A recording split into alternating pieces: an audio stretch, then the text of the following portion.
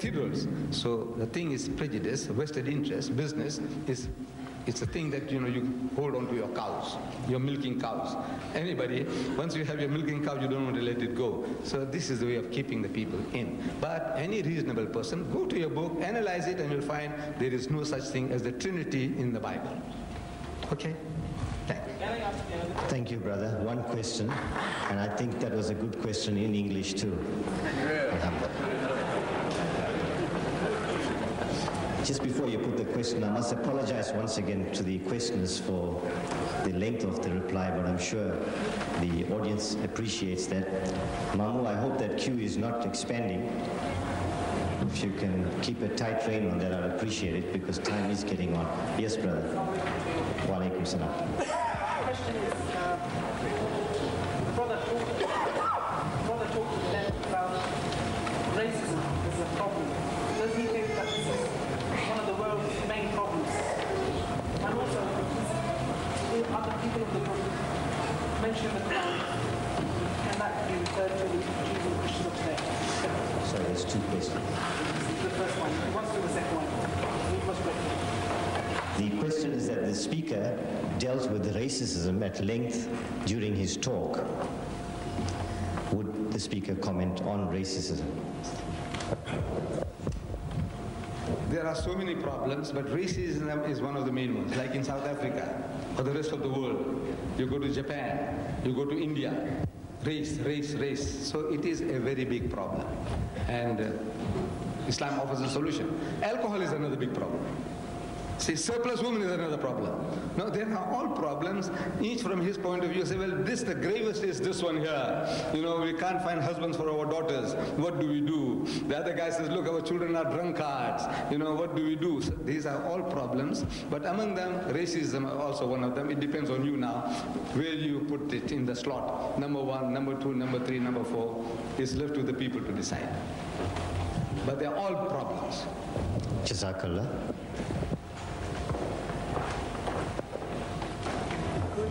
Comment on the historical background of the book and how it describes the Jewish attitude toward the Gentiles. And could you find the English translation for this Jewish book? Could you give me a question, because you are looking for a comment as opposed to a question. Can you give me a brief question, please? It's on. Could you comment on the historical background of the Jewish book and how it describes the Jewish attitude toward the Gentiles?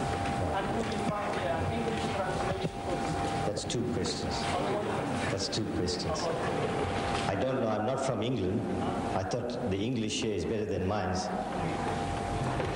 All right, the question is, could Mr. Deedat describe the comments in the Jewish Talmud, is that right?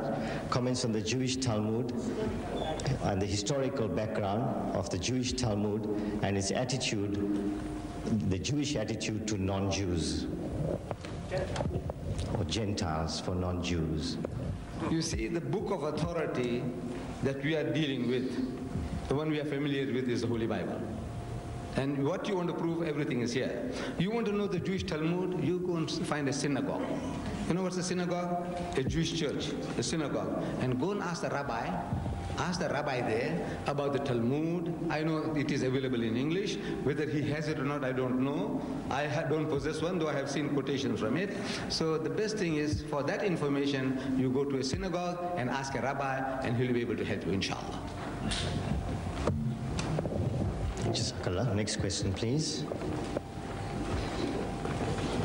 My question is in reference to the concept of the remnant church. Sorry, could you speak up? Remnant church. Remnant church. Remnant. Yeah, probably were. I want to ask you, what do you think God is referring to in this concept? And the Muslims accept the concept of the remnant church in the Bible? Would you mind?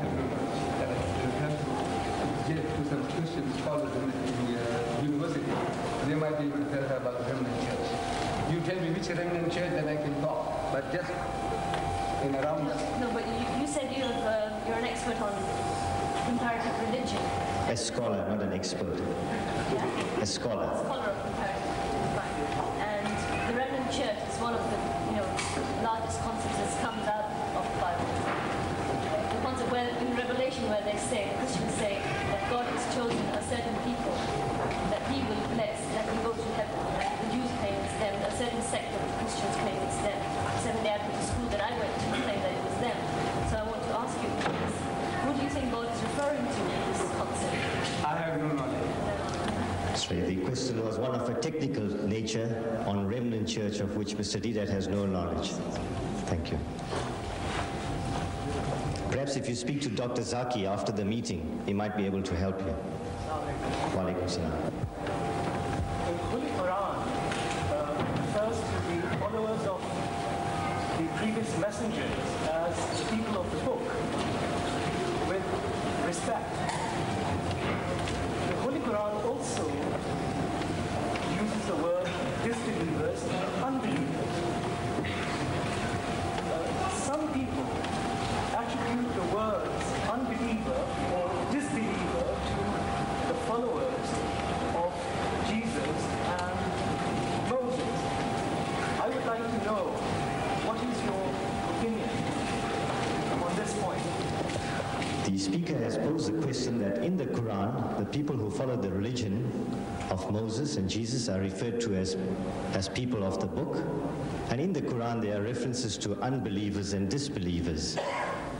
The questioner asks Mr. Deedat's opinion on this terminology that's used from people of the book and disbeliever and unbeliever. Did I get that right, sir?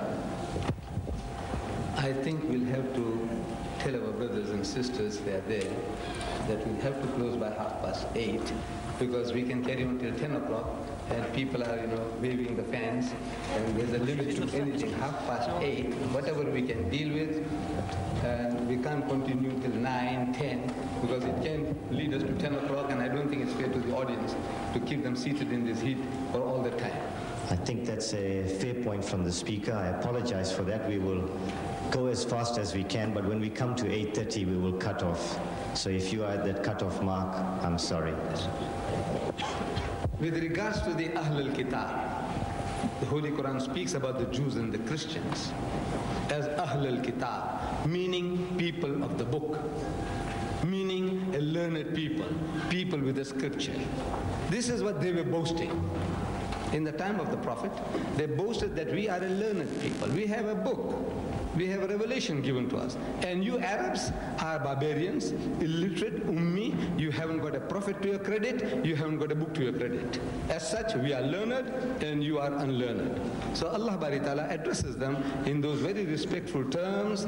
Ya Ahlul Kitab, O people of the book, Ta'alaw come ila kalimatin sawa'im baynana wa baynakum. That we come to common terms as between us and you. Come, let us get onto a common platform.